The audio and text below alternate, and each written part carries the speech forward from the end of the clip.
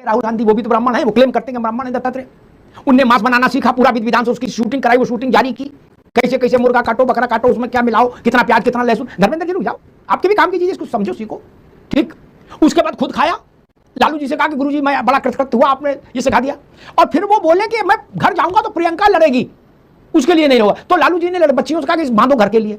तो प्रियंका जी का वीडियो आया खाते हुए, उन्होंने भी कहा बहुत बढ़िया बना है। राहुल जी ने कहा मैंने भी इसमें हाथ बटाया है। जबकि एक इंटरव्यू में प्रियंका जी ने कहा था कि हमारे घर में तो कोई लहसुन प्याज छूता तक नहीं है क्या। और उस दिन वो बेहतरीन वो चंपारण मटन नमस्ते सदा वसले मात्र भूमि कर रही थी। क्या करिएगा राज भाई, किन किन के लिए विरोध लीजिए, किन किन के लिए आप कमीज उतारोगे।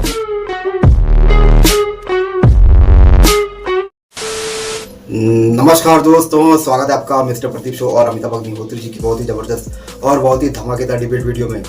सबकी नज़र पश्चिम बंगाल के चुनाव की तरफ थी, लेकिन दोस्तों खेल कहीं और हो रहा था। आपको तो पता ही होगा दोस्तों, राघव चड्ढा के साथ 6 अन्य राज्यसभा एमपी बीजेपी में शामिल हो गए। मतलब अब आम आदमी के साथ पूरा खेला हो गया, ऑपरेशन लोटस हो गया। तो बात करें इस टॉपिक की, इस डिबेट की, तो दोस्तों आपको तो पता ही है पश्चिम बंगाल में बहुत जबरदस्त वोट हुए, 90% के ऊपर वोट हो गया। तो दोस्तों इन्हीं सब बातों को लेकर डिबेट हो रही है। डिबेट में आपको देखेंगे कांग्रेस पार्टी के प्रवक्ता राज शर्मा।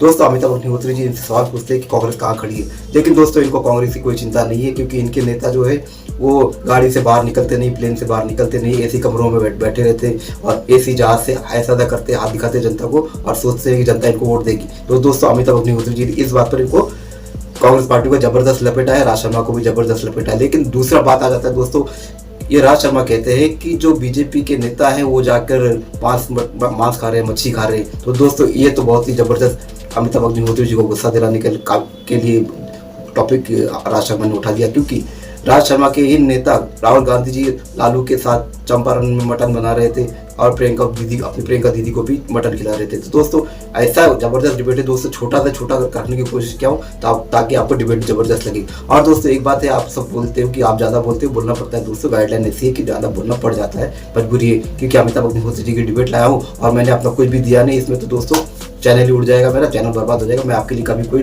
अमिताभ अग्निहोत्री जी की डिबेट ला ही नहीं पाऊंगा। बस इतनी सी मजबूरी समझा कीजिए, आप थोड़ा अपना भी हिस्सा देना पड़ता है। तो दोस्तों डिबेट बहुत जबरदस्त है, पूरा देखिए। आप सच कहता हूँ आपको आनंद भरपूर आने वाला है। तो चलिए शुरू करते हैं डिबेट वीडियो, लेट्स स्टार्ट। ये टीवी वाले भाई कैमरा ईश्वर कर दो तुम भाई मैं और सन्नाटे में मैंने ये तो सुना कि भाई बहुत ज्यादा भय था तो वोट कम निकला वोटर, उसने कहा काय को प्राण संकट में डालें। ये कभी नहीं सुना, उल्टी गंगा कभी नहीं सुनी मैंने कि गंगा सागर चल के गंगोत्री जारी गंगा, ऐसा तो कभी नहीं सुना कि 100 में 94 लोग वोट डाल लाए हों। भारत में पहली बार हुआ है। कैसे मानने के वहां भय है पुलिस का, प्रशासन का और अमित शाह की उपस्थिति का, इतना सन्नाटा हो गया, कैसे मान लेंगे। इतना आदमी तो कभी नहीं निकला। जब केंद्र में कांग्रेस की सरकार होती थी तब भी, बंगाल में चुनाव हुए तब भी इतना आदमी नहीं निकला। एसआईआर के बाद पहली बार हो रही है चुनाव। इस बार लोगों को लगता है कि भाई देखिए बड़ा हमने फार्म भरे, ये पढ़े लेखपाल को, बीएलए को फोन किया, तो लगता नहीं वोट देने जाओ, वोट देने जाए, अच्छी बात है ये। हाँ ये अच्छी बात है, इसको डिनाई नहीं करना चाहिए। यहाँ पे बात होनी चाहिए मेन मुद्दों पे, है ना। अभी से हम कोई बड़े द्रोणाचार्य बन जाए गुरु की बताने लगे तो ये सब बेकार की बातें। बस मैं एक बात जानता हूं कि अभी शायद 150-52 सीट पे हुई है। आपसे मैं आपके आगे बैठूंगा, आपसे झूठ बोल के भाग सकता नहीं हूं। तो मैं दावे के संग कह रहता हूं, मेजोरिटी ऑफ सीट अगर टीएमसी की ना हो तो मेरा नाम भी पंडित राज शर्मा नहीं। शाह कह रहे हैं कि 110 से एक सीट कम नहीं आएगी इस पहले राउंड में। इनकी मैं बता दूं आपको, आप भी बता दो। हाँ बता दो, अभी कौन सी कंजूसी बताने में। ये 3 अंकों में नहीं जाएंगे। आज आप लिख लिया, मैं फिर कह रहा हूं।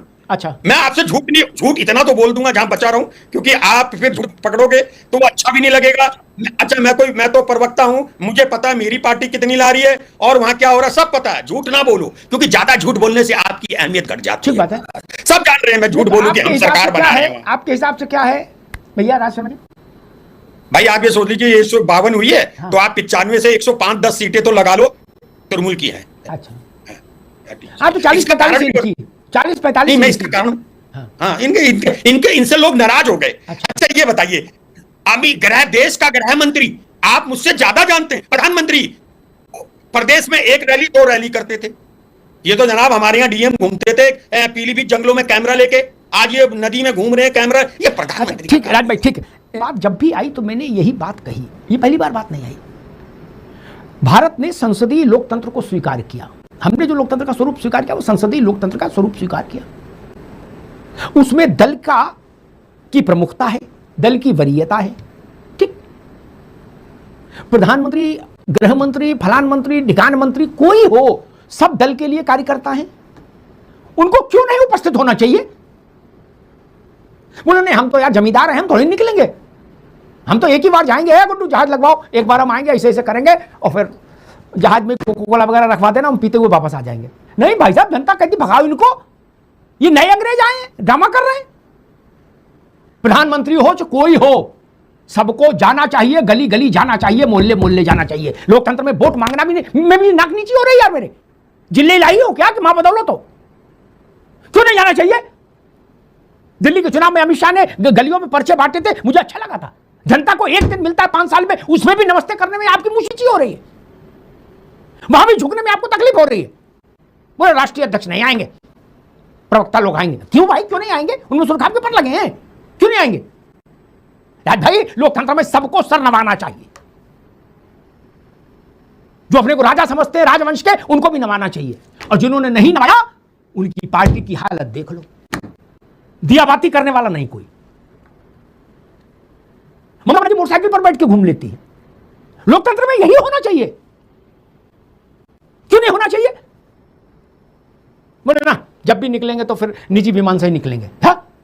और रौले चौले के साथ निकलेंगे। नहीं भाई, मैं इस मानसिकता के विरुद्ध हूं राज भाई। पार्टी के ही राष्ट्रीय अध्यक्ष हूं ना, नहीं अपने घर के तो अध्यक्ष हो बनता नहीं कोई। राहुल गांधी बंगाल में क्यों नहीं घूमे? प्रियंका जी बंगाल में धरती पर उतरकर क्यों नहीं घूमी? यह कोई बड़प्पन की बात नहीं, यह शर्म की बात है। जिस देश की जनता ने उस परिवार को अपने वोट से राजा बना के रखा है 45 वर्षों तक, उस देश के, उस परिवार के वारिस जमीन पर उतरना नहीं चाहते। उनको लगता मेरा पांव गंदा हो जाएगा। वो पाकीजा फिल्म थी, कौन सी फिल्म थी कि पांव आपके बहुत सुंदर हैं, इन्हें जमीन पे ना उतारिएगा, राजकुमार था। जिले इलाही मां बदौलत सुल्तानी आलम हो रहे हो यार आप लोग।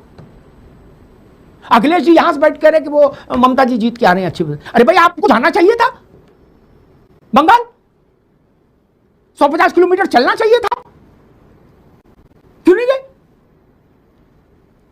खाइयो न पियो मेरी नीचे रहियो, बोले हमारा आशीर्वाद है यहीं से। आप लोग चाह रहे हो ममता जी जीते। कुछ कांग्रेसी राहुल जी कह रहे कि ये तो ममता जी के हाल के चलते ये हुआ कि भाजपा इतना हावी हो गया बंगाल में।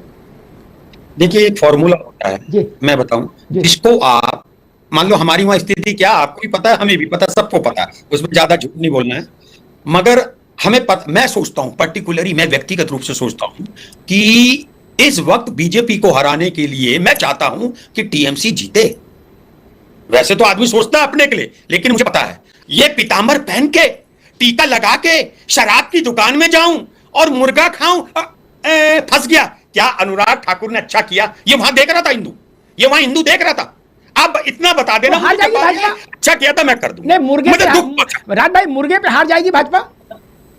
नहीं अभी आगे तो दद्दा आप पहले पूरी बात मेरी सुन लीजिए। दूसरी बात, मैं आज एक और बात कह रहा हूं, ऐसा है अगर मैं आपके संग डिबेट पे बैठता हूं तो दद्दा कुछ तो 2-4% आपकी जो जानकारी है वो आपके द्वारा संप्रेषण से मिल जाती है मुझे। महिलाएं ममता जी को दे रही हैं वोट, आप लिख ले जी। 10% अपवाद हो सकता है, 10-15% अपवाद हो सकता है। We are not, I am not a god, मैं भगवान नहीं हूं, इंसान हूं, कैलकुलेशन नहीं कर सकता हूं। बस जीवन में याद रखिएगा, मैं झूठ बोलने से पहले मरना पसंद करता हूं। और सुन लीजिए आप, क्या कहता हूं मैं नॉनवेज खाता हूं भाई साहब लोग। अरे हमसे क्या, मैं अभी नॉनवेज लेने गया, मुझे मां की कसम मैंने ये कुर्ता उतारा, मैं नहीं जा सकता था, मरना कबूल है। अरे हिम्मत जुटाओ ऐसे कहने की भाई। मांस वास पर ज्यादा ना अड़ो, इसको जाने दो, जितना कहना सुनना तो कहीं सुन चुके। इस देश ने बड़ी बड़ी चीजें देखी और मेरे साथ सबसे खराब बात यह है कि जो चीज मेरी आंख से गुजर गई, वो कोई मौसम रहे वो फिर मेरे मेमोरी से डिलीट नहीं होती। नवरात्र चल रहे, सावन या नवरात्र कुछ था, लालू जी के यहाँ गए राहुल गांधी, वो भी तो ब्राह्मण है, वो क्लेम करते हैं कि ब्राह्मण है दत्तात्रेय। उनने मांस बनाना सीखा, पूरा विधि विधान से उसकी शूटिंग कराई, वो शूटिंग जारी की, कैसे कैसे मुर्गा काटो, बकरा काटो, उसमें क्या मिलाओ, कितना प्याज, कितना लहसुन। धर्मेंद्र जी रुक जाओ, आपके भी काम की चीजें, इसको समझो, सीखो, ठीक। उसके बाद खुद खाया, लालू जी से कहा कि गुरुजी मैं बड़ा कृतकृत हुआ, आपने ये सिखा दिया।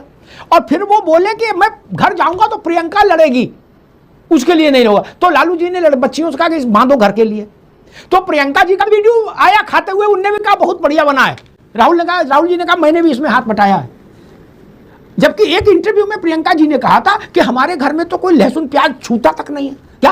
और उस दिन वो बेहतरीन वो चंपारण मटन नमस्ते सदा वत्सले मातृभूमि कर रही थी। क्या करिएगा राज भाई, किन किन के लिए विरोध लीजिए, किन किन के लिए आप कमीज उतारोगे अपनी क्या। प्रियंका जी ने कहा कि हमारे घर में चिमटे से भी लहसुन नहीं छूते, लेकिन चंपारण मटन खा लेते हैं हम लोग सावन में, नवदुर्गा में।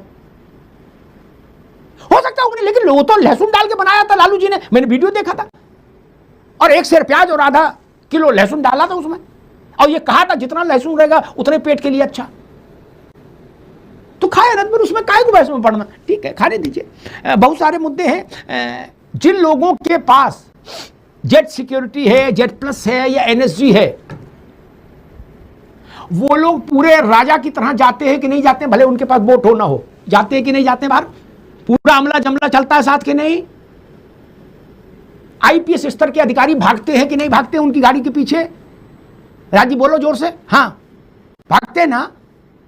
ऐसा तो नहीं राहुल जी कहीं जा रहे हैं तो एक होमगार्ड बैठा दिया, बोले जाओ इनको निकलवा दो, घुमा लाओ, है नहीं ना। आईपीएस स्तर के अधिकारी भागते हैं उनकी कार के पीछे। तो हमारे लला को पालकी मिले, अब बोले इनके लला, अरे बोले ये पालकी कैसे आ जाएंगे, ये नहीं चलेगा भाई साहब, ये नहीं चलेगा। और समाजवादी पार्टी के साथ तो ये बात बहुत उनको ध्यान रखनी चाहिए कि जनता में ये संदेश नहीं जाना चाहिए कि आप चिढ़ रहे हैं सत्ता से। आप सत्ता के प्रतिस्पर्धी बनिए, वैकल्पिक मॉडल रखिए, लेकिन आप चिढ़ रहे हैं तो चिढ़ से कुछ हासिल नहीं होता सिवाय नकारात्मकता के। मैंने तो उदाहरण बता दिया, 17 में अखिलेश जब कैंपेन कर रहे थे तो वो बाहैसियत मुख्यमंत्री उत्तर प्रदेश कैंपेन कर रहे थे।